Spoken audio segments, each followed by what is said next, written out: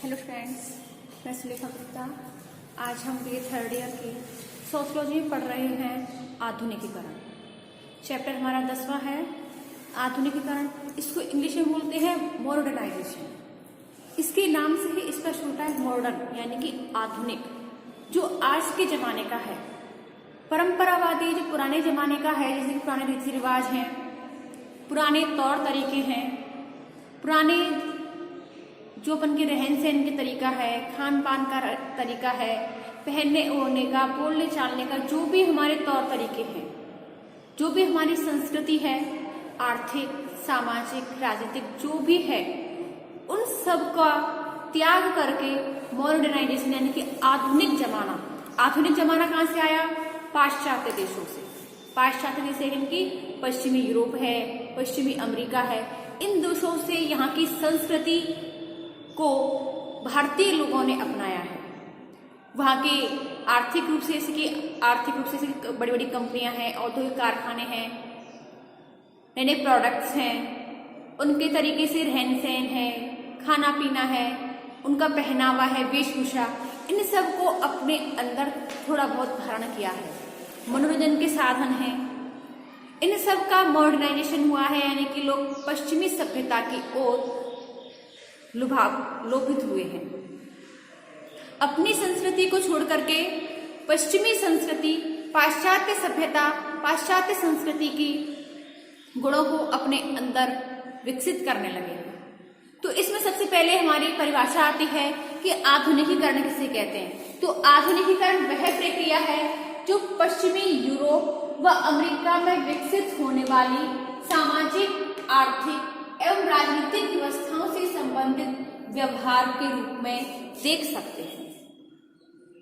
यानी कि जो हमारे पश्चिमी देश हैं, यहाँ पर जो सामाजिक क्रियाएं होती हैं, आर्थिक क्रियाएं होती हैं, जो भी राजनीतिक क्रियाएं होती हैं, उन सबसे संबंधित जो व्यवहार हमें भारतीयों में देखने को मिलते हैं, वो आधुनिकीकरण कहलाता है। इसमें दूसरी परिभाषा आती है कि आधुनिकीकरण वह प्रक्रिया है जिसके द्वारा कम विकसित समाज अधिक विकसित समाजों की सामान्य विशेषताओं को ग्रहण करते हैं। यानी कि जो देश या जो समाज कम विकसित होते हैं और वो ज्यादा विकसित, अधिक विकसित समाजों की तुलना करते हैं और अपने ऊपर उन समाजों की विशेषताओं को अपने अंदर ढालने की कोशिश करते हैं, उन विशेषताओं को ग्रहण करते हैं, तो वह आधुनिकीकरण की प्रक्रिया कहलाती है। जिसे कि अपन देशी भाषा में समझें कि पहले लोग पत्तल पर बैठ के खाना खाते थे शादी ब्याह में, परंतु अब बफर सिस्टम चल गया है, लोग खड़े होकर खाना खाते हैं। तो ये कैसे सभ्यता हुई? पाश्चात्य सभ्यता हुई। अब इसमें आते हैं आधुनिकीकरण के लक्षण एवं आधार कि आधुनिकीकरण के लक्षण यानी कि आधुनिकीकरण को किस प्रकार से पहचाना जा सकता है। आधुनिकीकरण में ऐसी कौन सी क्रियाएं होती हैं जिनको कि हम देखकर कह सकते हैं कि भाई यहाँ पर आधुनिकीकरण हुआ है। तो आधुनिकीकरण में आपने देखा होगा कि सबसे पहले नगरीकरण होता है। लोग जहाँ पर निवास करते हैं, जहाँ पर उन्होंने जन्म लिया हुआ है, जहाँ उनकी जन्मभूमि है, पैतृक जमीन है, उनको छोड़कर लोग नगरों की ओर पलायन करने लगे, नगरों की ओर अग्रसर हुए हैं, क्योंकि नगरों में प्रचुर मात्रा में यातायात के साधन होते हैं, संचार के साधन होते हैं, मनोरंजन के साधन होते हैं। और गांव में ना तो संचार की सुविधा होती है, न ही सड़कों का मार्ग होता है, न ही यातायात के साधन मिल पाते हैं, और उनको जीवन यापन करने के लिए केवल कृषि पर आधारित व्यवसाय ही कर सकते हैं। पशुपालन कर सकते हैं, कृषि कार्य कर सकते हैं, और इसके अलावा गांव में और कोई व्यवसाय नहीं होता है। परंतु नगरों में लोग अपने बच्चों के लिए अच्छी शिक्षा दे सकते हैं, जरूरत पड़ने पर अच्छी चिकित्सालय मिल सकती हैं, उनको चिकित्सा सुविधा मिल सकती हैं, और कृषि कार्य को छोड़कर, पशुपालन को छोड़कर और भी अन्य व्यवसाय होते हैं, जैसे कि बड़े बड़े औद्योगिक कल कारखाने हैं, फैक्ट्रियां हैं, कंपनियां हैं, छोटे मोटे लघु उद्योग हैं, कुटीर उद्योग हैं। इनमें वो काम धंधा करके, जॉब कर करके अपने बच्चों को अच्छी शिक्षा दे सकते हैं, उनका भरण पोषण कर सकते हैं, अच्छा रहन सहन दे सकते हैं, अच्छी वेशभूषा, खान पान, मतलब अच्छे तरह से वो कर सकते हैं। इसीलिए उनकी यही थिंकिंग उनको पाश्चात्य सभ्यता की ओर अग्रसर करती है और वो अपने गांव को छोड़कर, अपनी पैतृक जमीन को छोड़कर लोग नगरों की ओर पलायन कर जाते हैं।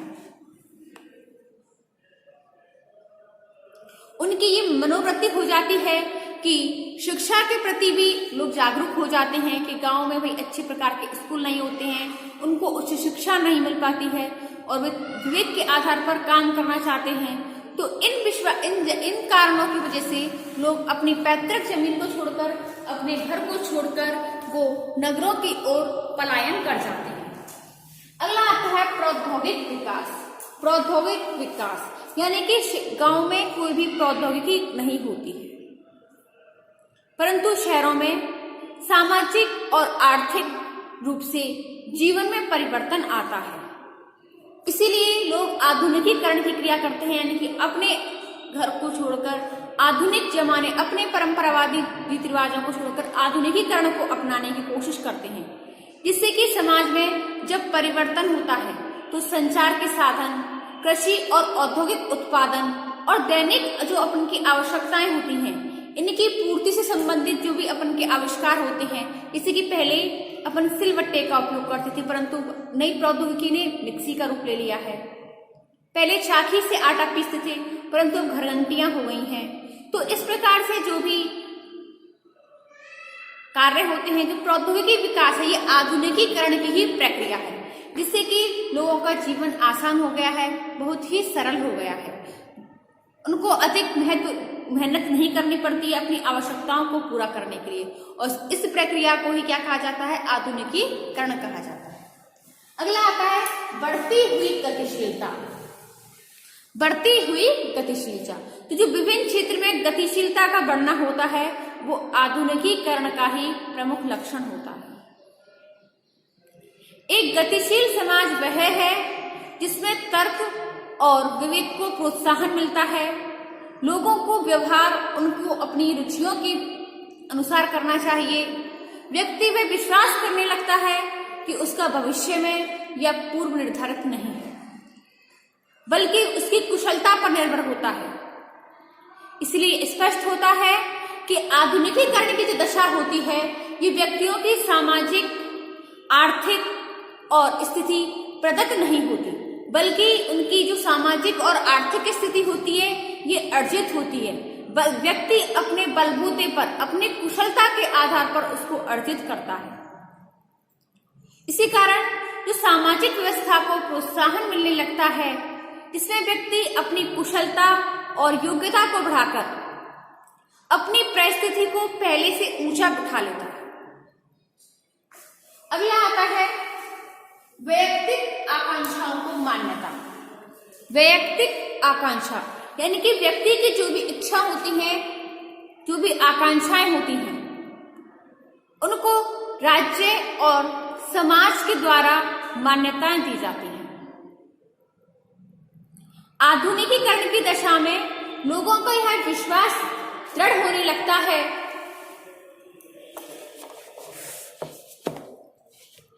कि व्यक्तिगत आकांक्षाओं को मान्यता देने के लिए लोगों को अधिक पश्चिमी और उसके योग्य और साहसी बनाया जा सकता है। हमारे व्यवहार जैसे जैसे व्यक्तिगत आकांक्षाओं से प्रभावित होते हैं, समाज में व्यक्तिगत स्वतंत्रता का महत्व बढ़ने लगता है। इससे लोगों की मनोवृत्तियों में परिवर्तन होने लगता है।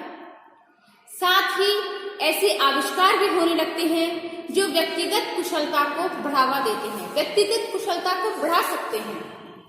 इसमें अगला आता है लोकतांत्रिक मूल्यों में वृद्धि। लोकतांत्रिक मूल्यों में वृद्धि, जो आधुनिकीकरण का लक्षण, जैसे कि जनसाधारण लोगों के द्वारा लोकतांत्रिक मूल्यों में विश्वास करना होता है और उन्हें प्राप्त करने के लिए वो हमेशा प्रयत्न करते रहते हैं। सामाजिक समानता, धर्मनिरपेक्षता, विचारों की स्वतंत्रता, मानव अधिकारों का उपयोग, ये इन महत्वपूर्ण विषयों पर वो जागरूक होता है और अपने अधिकारों के प्रति चेतना और विशेष लोकतांत्रिक मूल्य होते हैं। इन मूल्यों की दिशाओं की ओर होने वाला परिवर्तन ही आधुनिकीकरण होता है। इसमें आता है परिवर्तन में रुचि। जैसे कि आपको पता है कि परिवर्तन हर समाज में होता है, हर चीज में होता है। भले ही परिवर्तन की गति धीमी क्यों ना हो, अगर परिवर्तन की गति तीव्र होगी तो सभी को पता चल जाएगा कि इसमें परिवर्तन हुआ है। लेकिन अगर धीमी गति से होगी तो बहुत समय बाद पता चलता है कि इसमें परिवर्तन तो हुआ है, क्योंकि धीमी गति से होने वाला परिवर्तन हर किसी को जल्दी से दिखाई नहीं देता है, हर किसी को समझ में नहीं आता है। तो उसी प्रकार से आधुनिकीकरण की जो प्रक्रिया होती है ये एक ऐसा बोध कराती है जिसमें परिवर्तन का स्वागत करना जीवन शैली का अंग बन जाता है। अधिकांश जो लोग होते हैं वो इस व्यवहार को, विशेष ढंग को इसलिए अपनाते हैं कि ऐसा पीढ़ियों से होता चला आ रहा है, बल्कि अपनी रुचि से और अपनी आवश्यकताओं के अधिक अनुकूलन समझते हैं। आधुनिकीकरण से संबंधित परिवर्तन का किसी विशेष वैचारिकी पर आधारित होना आवश्यक नहीं होता है, क्योंकि परिवर्तन को स्वीकार करना ही आधुनिकीकरण की विशेषता है। परिवर्तन हर कोई व्यक्ति अपनी रुचि के अनुसार अपना लेता है। अगला आता है लौकिक मूल्यों की प्रधानता। आधुनिकीकरण परिवर्तन की वह प्रक्रिया है जिसमें पारलौकिक जो मूल्य होते हैं उसकी जगह लौकिक अथवा सांसारिक मूल्यों का अधिक महत्व बढ़ जाता है। इसके फलस्वरूप मोक्ष की जगह पर सांसारिक सफलताओं को अधिक महत्व दिया जाता है। पवित्रता और अपवित्रता का संबंध शास्त्र के तार्किक नियमों से होता है। अगला आता है तार्किकता में वृद्धि। तार्किकता में वृद्धि तो आधुनिकीकरण की जो प्रक्रिया होती है वो व्यक्तियों में परंपरागत विश्वास, उनकी जगह पर तार्किक व्यवहारों में वृद्धि करती है। जीवन के जो अधिकांश लक्ष्य होते हैं, साधन होते हैं, उनका निर्धारण तर्क और विवेक के आधार पर किया जाता है, क्योंकि आधुनिकीकरण की जो क्रिया होती है ये कर्मकांड के जो व्यवहार होते हैं, सामाजिक असमानताएं होती हैं, अनुपयोगी प्रथाएं होती हैं, इनको कम करके आधुनिकीकरण की प्रक्रियाओं का विस्तार करती है। अब हम देखते हैं कि आधुनिकीकरण के स्तर, कि आधुनिकीकरण किस स्तर पर कार्य करता है। तो इसमें सबसे पहले आता है नगरीकरण। तो नगरीकरण हमने आपको बताया था कि लोग अपनी, जहाँ पर व्यक्ति अपनी मातृभूमि होती है, जन्मभूमि होती है, जहाँ उसने जन्म लिया हुआ होता है, वो या मतलब कि आधुनिकीकरण की प्रक्रिया से, आधुनिकीकरण के चकाचौंध से लोभित होकर लोग अपने गांव को छोड़कर शहरों की ओर पलायन करते हैं, क्योंकि वहां पर उसे संचार के साधन उपलब्ध होते हैं, यातायात के उपलब्ध होते हैं, अच्छी शिक्षा होती है, चिकित्सा होती है, आर्थिक रूप से उसको अच्छे अवसर मिलते हैं, जिससे कि व्यक्ति अपनी आर्थिक और सामाजिक परिस्थिति को ऊंचा उठा सकता है। क्योंकि जो अर्जित उसके पास अर्जित परिस्थिति होती है वो उसको प्रदत्त परिस्थिति को अर्जित परिस्थिति बना लेता है, क्योंकि वो अपने बलबूते पर अपनी कुशलता, अपनी योग्यता के अनुसार अपनी स्थिति को ग्रहण करता है। तो नगर में व्यक्ति अपनी आजीविका उपार्जन करने के लिए वे कारखानों में काम करना प्रारंभ करता है, जहां पर उसे नई उत्पादन करने की, नई प्रौद्योगिकी से संबंधित होता है।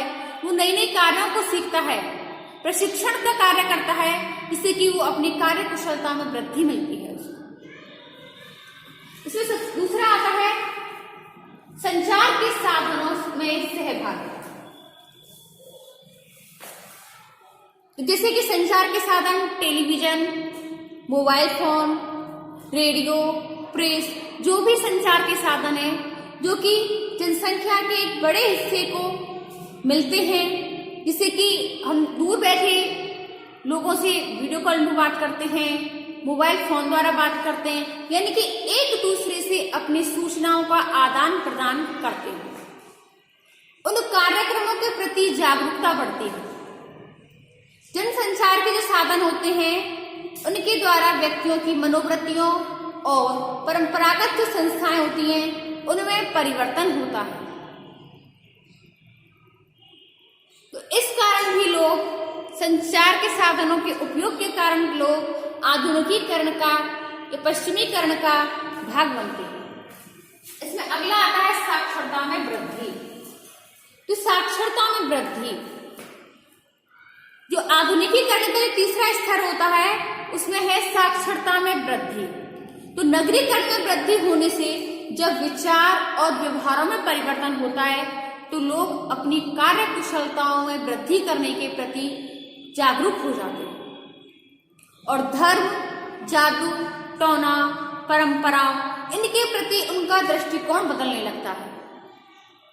साक्षरता में वृद्धि होने के लिए व्यक्ति नए नए आविष्कारों का अनुकूलन करने लगता है।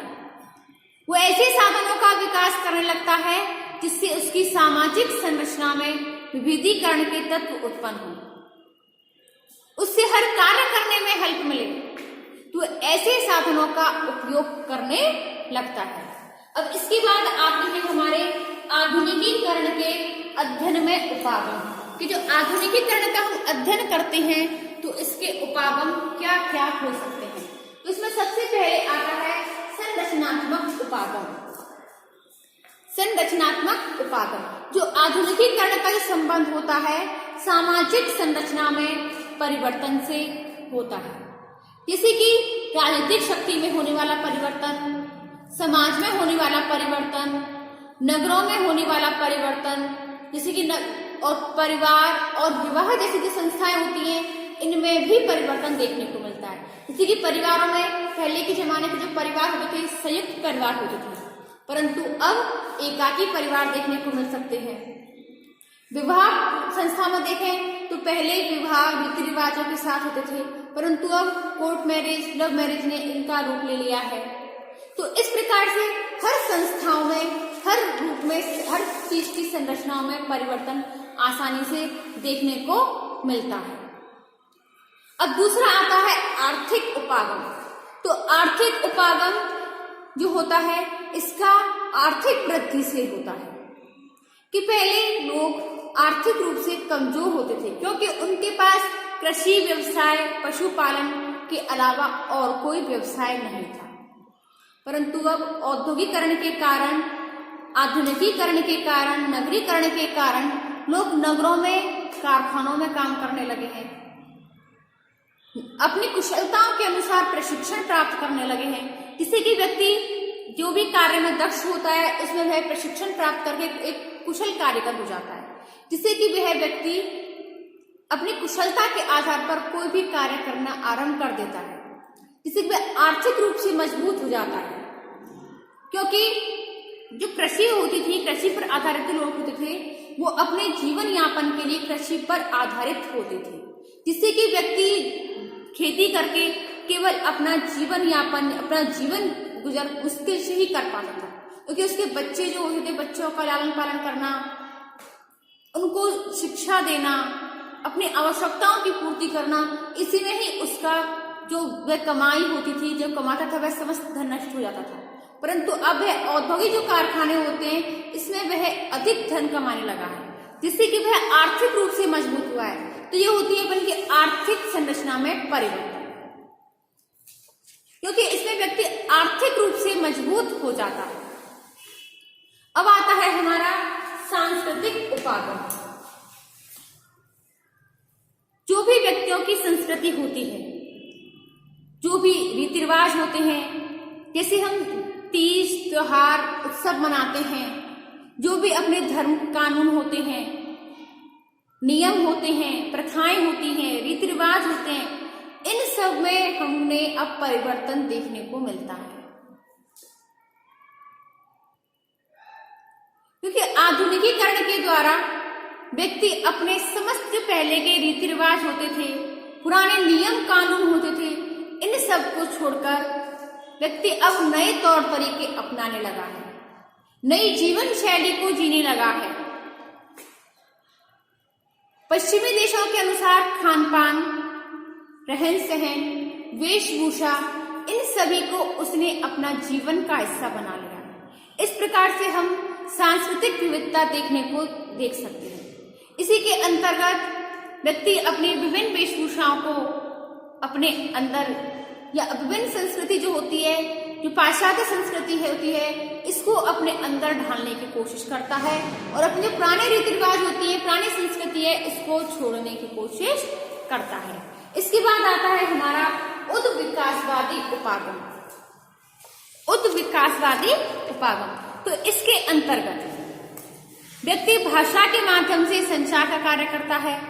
धर्म, सामाजिक संगठन, प्रौद्योगिकी, ऐसे जो कार्य होते हैं, इसमें सामाजिक संगठन के लिए आधुनिकीकरण एक ऐसा आधार बनाती है जिसके द्वारा आधुनिकीकरण से संबंधित जो परिवर्तन होते हैं वो स्पष्ट दिखने लगते हैं,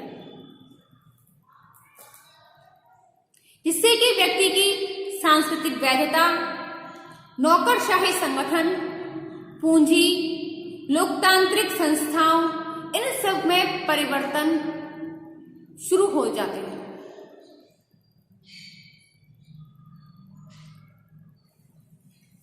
अब आता है हमारा भारतीय समाज पर आधुनिकीकरण के प्रभाव, कि भारतीय समाज पर, भारत के जो समाज है, भारत में आधुनिकीकरण के क्या क्या प्रभाव पड़े। तो इसमें सबसे पहले आता है प्रौद्योगिक विकास। तो हमारे भारत देश है, इसमें जब पश्चिमी सभ्यता की संस्कृति आने लगी तो लोग नगरों की ओर, नगरीकरण और औद्योगिकरण की प्रक्रिया सबसे पहले आरंभ हुई। नगरों का विकास हुआ और यहाँ पर बड़े बड़े उद्योग, कल कारखाने शुरू हो गए। लोग अपने जीवन स्तर को ऊंचा उठाने के लिए औद्योगिक कंपनियां खोलने लगे, कारखाने खोलने लगे, जिससे कि वो आर्थिक रूप से उच्च उठ सके।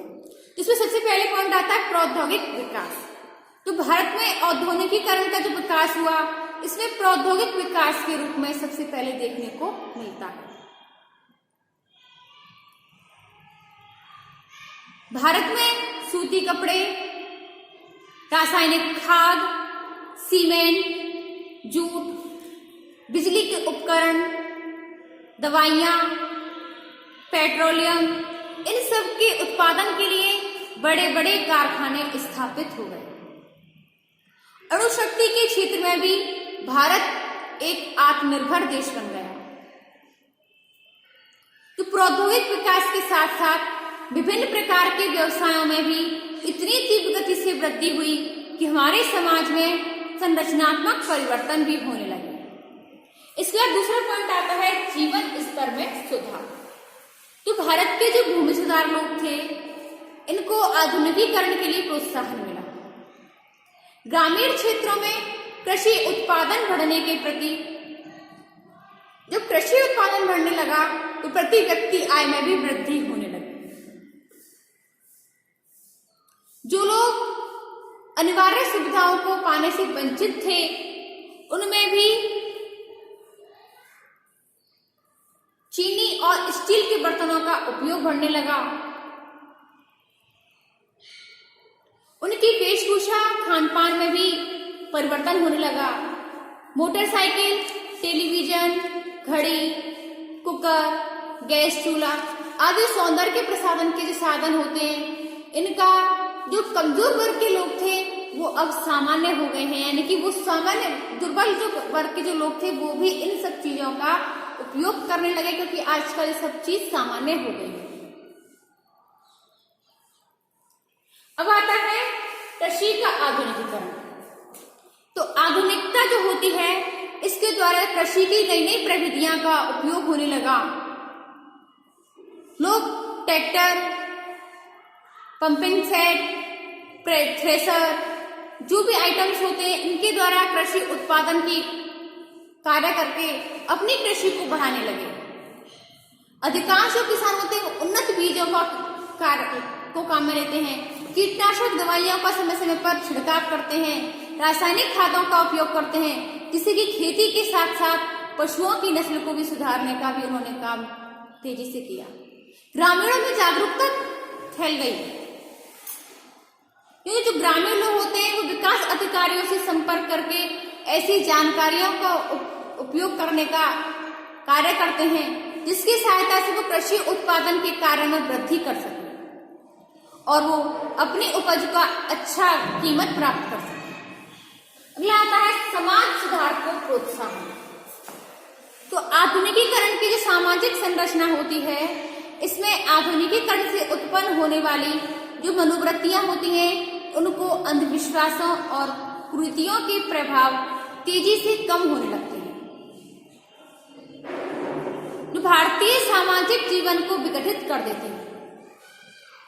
समाज में जैसे जैसे पश्चिमी मूल्यों और शिक्षा का प्रभाव बढ़ा, वैसे ही सती प्रथा, बाल विवाह, अस्पृश्यता, दासी प्रथा, विधवाओं का शोषण, बहुपत्नी विवाह, पर्दा प्रथा, स्त्री और पुरुषों में असमानता, दहेज प्रथा आदि जो कुरीतियां होती हैं, इन सब का विरोध भी होने लगा। इसके बाद आता है अंतरजातीय संबंधों में परिवर्तन। जो हमारा भारत देश है, इसमें विभिन्न जातियां निवास करती हैं, जो कि एक दूसरे से अलग थलग होती हैं, जिसके कारण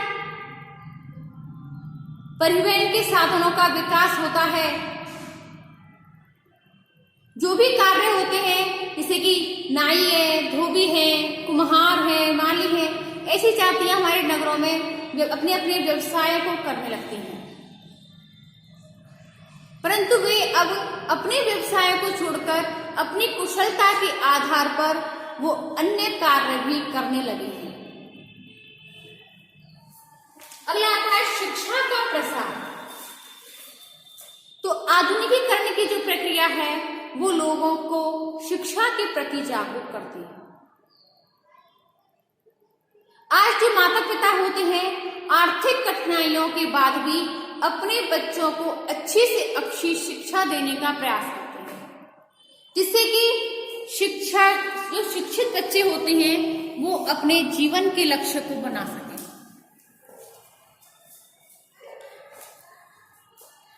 जिससे कि उनमें योग्यता का विकास हो, कुशलता का विकास हो और वो अपनी कुशलता में अधिक से अधिक वृद्धि करके अपने और अपने आने वाली पीढ़ियों को सुखद जीवन दे सके।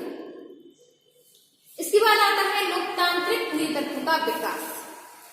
तो आधुनिकीकरण की प्रक्रिया से जो पंचायती राज होते हैं, लोकतांत्रिक राज होते हैं, इनकी आर्थिक और राजनीतिक संस्कृति में सुधार लाने के लिए लिंग भेद, जाति भेद, इन सबको भेदभाव मिटाकर राजनीतिक में हिस्सा लेने के लिए, उनका प्रतिभागी बनने के लिए इनको अवसर प्रदान किया जाता है।